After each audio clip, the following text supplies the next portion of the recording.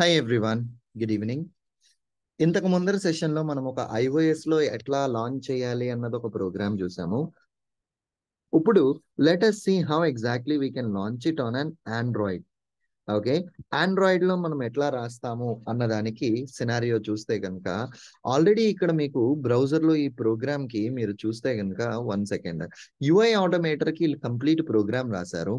Let me copy this a complete program, go to your ఎడిటర్లోకి వచ్చి ఇక్కడ ఏం చేస్తున్నాను అంటే let me create a new program demo for Android and complete గా మీరు బ్రౌజర్ లోంచి ఏమైతే కాపీ చేశారో అది ఇక్కడ పేస్ట్ చేసి పెట్టేసినాం.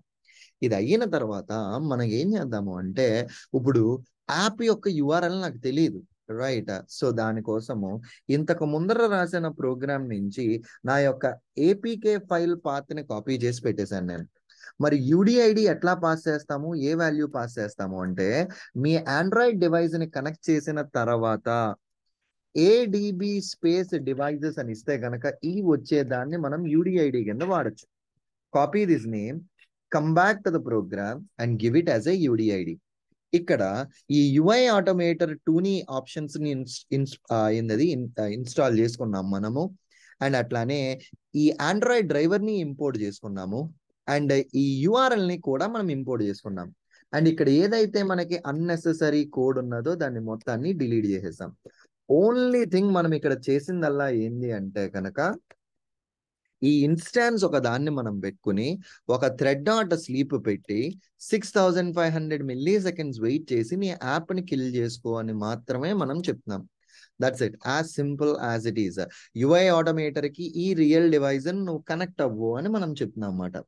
Now, let me try to run this program and see. So as of now నా రియల్ డివైస్ ని మిర్రర్ చేయట్లేదు.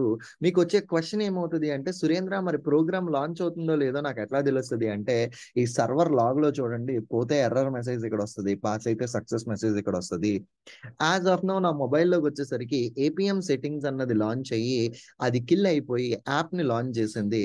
That's the reason. ఇదిగా ఇక్కడ ఈ డీటెయిల్స్ లో 200 అని వచ్చింది. దాని యొక్క మీనింగ్ ఏంటి అంటే కనుక అది ఇంటరాక్ట్ అయ్యింది సక్సెస్ఫుల్లీ, మీ ప్రోగ్రామ్ సక్సెస్ గా ఎగ్జిక్యూట్ అయ్యింది అని ఇక్కడ డీటెయిల్స్ వస్తున్నాయి. సో కంప్లీట్ డిజైర్డ్ క్యాపబిలిటీస్ ని తీసేసి యూడిఐడి అన్నది ఒకటి ఇచ్చి యాప్ క్యాపబిలిటీని కనుక మనం పాస్ చేస్తే ఆటోమేటికలీ మన స్క్రిప్ట్స్ ని క్రియేట్ చేసుకోవచ్చు, ఎగ్జిక్యూట్ చేసుకోవచ్చు. నెక్స్ట్ సెషన్ లో ఇంకా ఎడిషనల్ క్యాపబిలిటీస్ మనం ఎట్లా పాస్ చేయాలి ఏంటి అన్నది we will see as part of a next session moving ahead.